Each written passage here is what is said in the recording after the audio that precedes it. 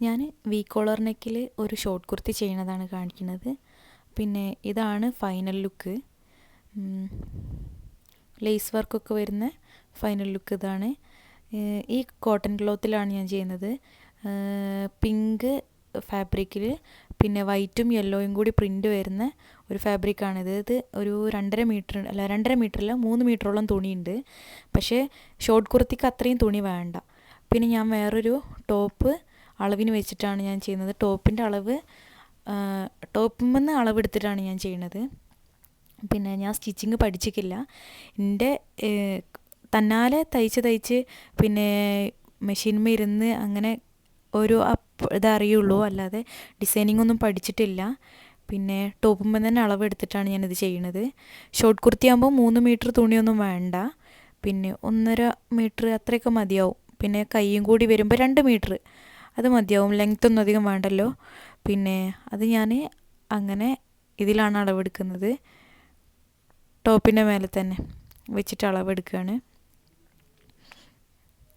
പിന്നെ അതിനുശേഷം ഞങ്ങൾക്ക് ഫുള്ളായിട്ട് അളവെടുത്ത് വരച്ചതൊന്ന് കാണിച്ചു തരാം.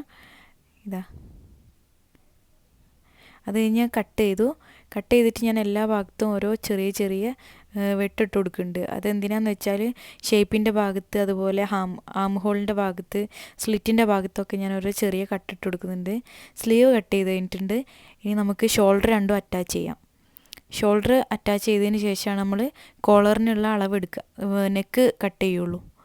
അപ്പോൾ അങ്ങനെ 2 ഷോൾഡറും അറ്റാച്ച് ചെയ്യുക.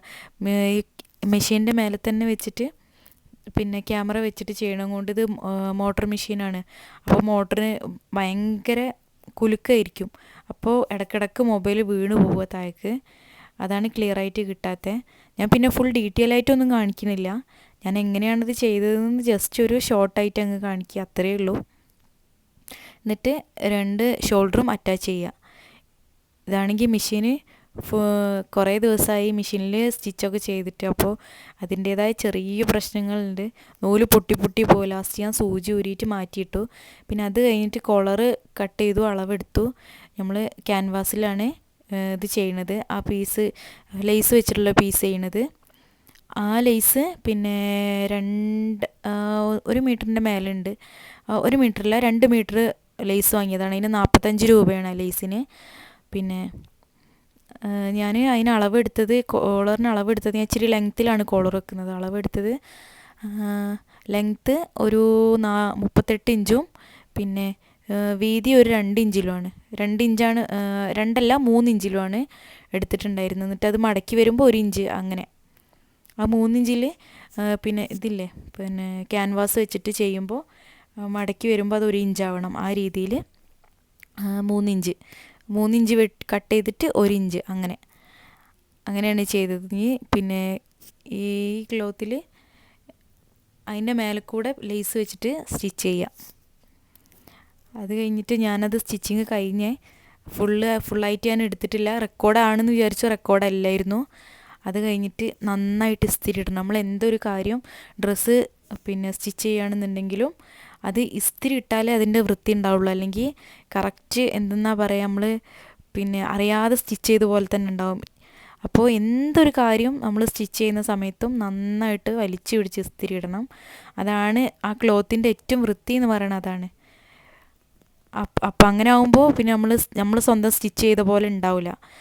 നല്ലോണം വലിച്ചു പിടിച്ചിട്ട് സ്ലിറ്റിൻ്റെ അവിടെയും പിന്നെ എല്ലാ സ്ഥലത്തും നമ്മൾ മടക്കി അടിക്കുന്ന സ്ഥലമൊക്കെ നല്ലോണം വലിച്ചു പിടിച്ച് ഇസ്തിരി ഇട്ടാൽ നമ്മൾ ലാസ്റ്റ് നല്ല വൃത്തി ഉണ്ടാവും ആ സാധനം കാണാൻ. ലാസ്റ്റ് ഔട്ട്ഫിറ്റിൻ്റെ ലുക്ക് കാണിച്ചു തരാം. ഇതാണ് ഞാൻ ചെയ്ത നെക്കാണ് ഇതിൻ്റെ മെയിൻ ഹൈലൈറ്റ് എന്ന് പറയുന്നത്, നെക്കാണ്. പിന്നെ കോളറിൽ അങ്ങനെ ചെയ്ത് പതിച്ചടിച്ചിട്ട് ഇതാണ് നെക്ക്.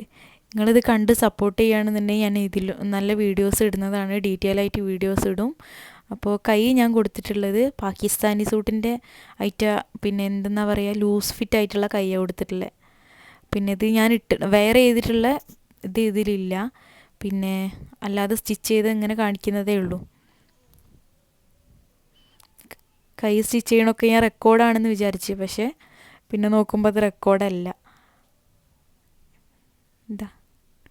ഇങ്ങനെയാണ് വരുന്നത്. അപ്പോൾ ഇതാണ് ഔട്ട്ഫിറ്റിൻ്റെ ലാസ്റ്റ് ലുക്ക്. അപ്പോൾ ഇത് കണ്ടിട്ട് ഇഷ്ടപ്പെടുകയാണെന്നുണ്ടെങ്കിൽ ലൈക്ക് ചെയ്യുക, ഷെയർ ചെയ്യുക, സബ്സ്ക്രൈബ് ചെയ്യുക. പിന്നെ എന്താണെങ്കിലും എന്നൊന്ന് സപ്പോർട്ട് ചെയ്യുക. അടുത്ത വീഡിയോ നല്ല വീഡിയോ ആയിട്ട് ഞാൻ വരും. അടുത്തത് നല്ല ഇതേപോലത്തെ കട്ടിങ്ങും സ്റ്റിച്ചിങ്ങും അങ്ങനത്തെ കാര്യങ്ങളൊക്കെ തന്നെ ആയിരിക്കും ഉണ്ടാവുക. അപ്പോൾ എന്തായാലും ലൈക്ക് ചെയ്യുക, ഷെയർ ചെയ്യുക, സപ്പോർട്ട് ചെയ്യുക. ബൈ.